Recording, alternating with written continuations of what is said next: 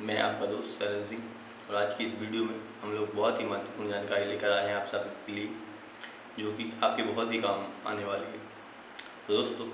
आपको मैं बता दूं कि आजकल जो सबसे ज़्यादा मामले देखने को मिलते हैं वो झूठी एफआईआर के मिलते हैं। झूठी शिकायतों को सबसे ज़्यादा मामले मिलते हैं कि झूठी शिकायत में किसी को फंसवा दिया या फिर जो किसी के खिलाफ झूठा मामला कर दिया। तो आप लोगों को मैं बता दूं, आज की इस वीडियो में हम लोग इसी पर बात करने वाले हैं कि अगर कोई भी व्यक्ति आपके खिलाफ झूठी एफआईआर कर देता है, कोई भी झूठी शिकायत दर्ज करा देता है, फॉल्स रिपोर्ट दर्ज करा देता है, तो ऐसे में आप क्या करेंगे? क्या आप उस व्यक्ति को खिलाफ कार्रवाई कर सकते हैं या फिर उस व्यक्ति को आप जेल पहुंचा सकते हैं जिसने आपके खिलाफ झूठी एफआईआर की है। आज की इस वीडियो में हम इसी चैप्टर पर बात करने वाले हैं और इसके जो कि झूठी एफआईआर कोई भी करता है तो उसके खिलाफ क्या कार्रवाई होगी, आज की इस वीडियो में हम लोग आपको विस्तार से बताने वाले हैं। तो दोस्तों, अगर कभी भी किसी भी व्यक्ति की झूठी एफआईआर हो जाती है तो सबसे पहले उसको करना क्या चाहिए? उसको सबसे पहले, अगर उसकी एफआईआर हो गई है तो उसे पुलिस स्टेशन जाना है, उसे थाने जाना है। अगर आपके खिलाफ एफआईआर हो गई है उसके बाद आपको पुलिस स्टेशन बुलाएगी और आपको पूछताछ के लिए बुलाएगी।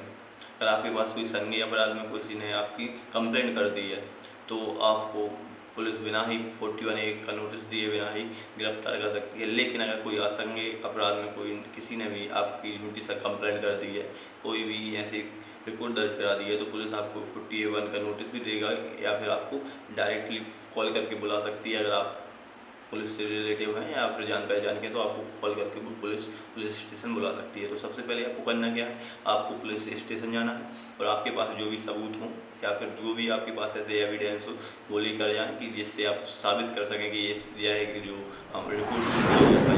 मेरे खिलाफ झूठी एफआईआर की है इस व्यक्ति ने। और आपको ऐसे कुछ भी साक्ष्य लेकर जाएँ। अगर आपके पास सबूत नहीं है तो आप ऐसा प्रूफ कराएँ पुलिस वाले को या फिर थाने में जाकर कि इसकी मेरे से इसकी आपसे रंजिश थी या फिर किसी भी तरह से जिस कारण बस उसने आपकी एफआईआर दर्ज की है, तो वो रीज़न आप पुलिस वाले को बताएं ताकि पुलिस को थोड़ी हिंट हो सके कि ये झूठी या फॉल्स रिपोर्ट है। तो आपकी अगर पुलिस को आप यकीन दिला देते हैं, आप ऐसे सबूत पेश कर देते हैं जिससे कि पुलिस स्टेशन में ही पुलिस को अगर पता चल जाएगा कि यह फॉल्स रिपोर्ट है या फिर झूठी रिपोर्ट है, तो आपकी जो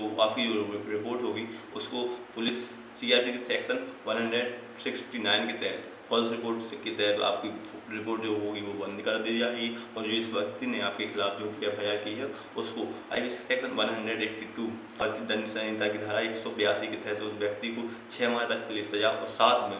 1000 रुपये का जुर्माना लगेगा। अगर आप पुलिस वालों के सामने सही से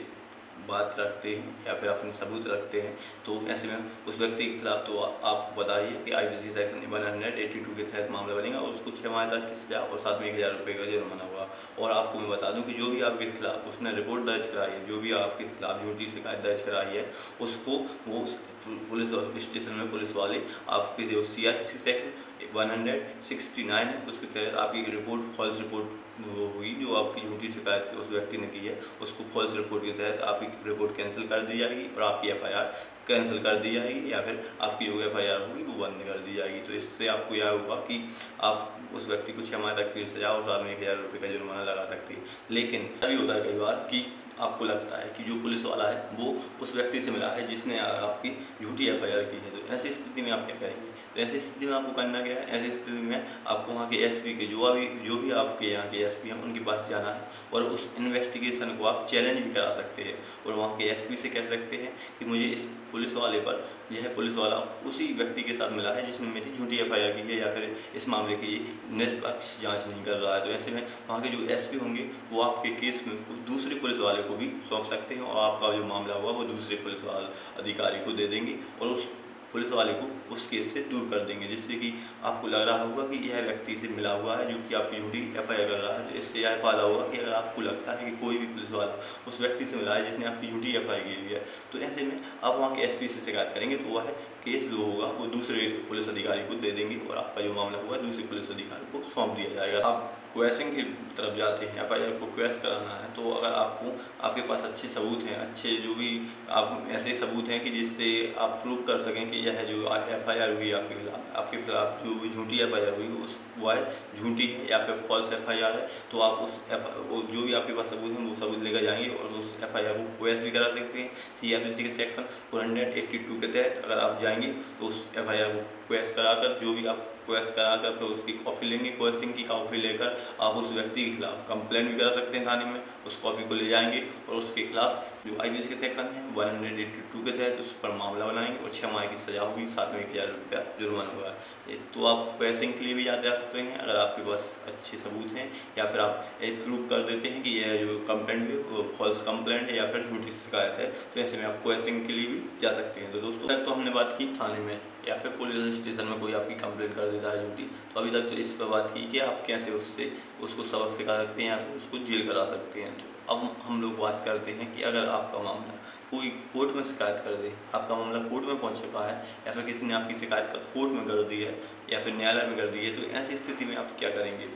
तो ऐसी स्थिति में आपको करना क्या है, किसी अच्छे से वकील से मिलकर आप किसी भी अच्छे से एडवोकेट से मिलिए। वो करना है कि जिस केस में आपको फंसा दिया गया है उस केस की जो सर्टिफिकेट कॉपी होगी उसकी जो नकल होगी वो आपको निकलवानी है और उसकी जो रिवीजन कराना है, आपको रिवीजन कराना है CRPC सेक्शन 397 के तहत। आप रिवीजन होगा डिस्ट्रिक्ट कोर्ट जिला सत्र न्यायालय में सेशन कोर्ट में रिवीजन होगा। इस कॉपी का आपको मैं बता दूं कि अगर आप वहाँ पर कोर्ट में साबित कर देते हैं कि आपका जो आपके खिलाफ जो कंप्लेंट हुई वो झूठी है, तो ऐसी स्थिति में जो भी ऑर्डर यहाँ से ऑर्डर होगा उस ऑर्डर की आपको कॉपी लेकर वहाँ के न्यायालय में मजिस्ट्रेट के सामने लगा देनी है और उस व्यक्ति के खिलाफ IPC सेक्शन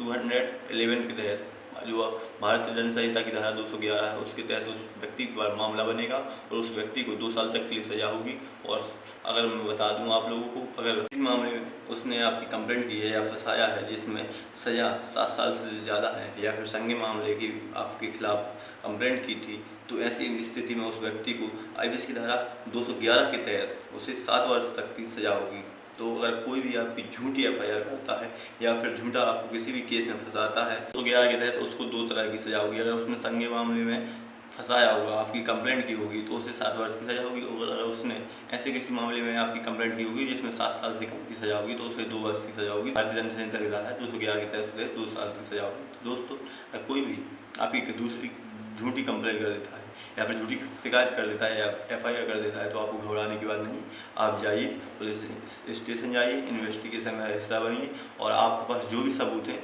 आप पुलिस को दीजिए या फिर आप कि मैंने जो बताया है वैसे ही आप अगर फॉलो करते हैं तो उस व्यक्ति को भी आप उसके खिलाफ भी कार्रवाई करा सकते हैं और आप उस केस से झूठे केस से आप बच सकते हैं। तो दोस्तों अगर आपको यह वीडियो अच्छी लगी हो तो वीडियो को लाइक करें और अपने दोस्तों में से इस वीडियो को ज़्यादा से ज़्यादा शेयर करें ताकि उन्हें भी लीगल जानकारी प्राप्त हो सके। और अगर वे भी कभी ऐसे फंस जाते हैं किसी भी मैटर में तो वो उस मैटर से बाहर निकल सकें और उन्हें भी कानूनी जानकारी प्राप्त हो सके। हमारे चैनल पर पहली बार आए हैं तो चैनल को सब्सक्राइब करना न भूलें और ऐसी लीगल वीडियो के लिए बेल आइकन भी प्रेस कर दें ताकि आपके पास ऐसी लीगल वीडियो आती रहे। तो फिर मिलते हैं दोस्तों नेक्स्ट वीडियो में, तब तक के लिए जय हिंद जय भारत।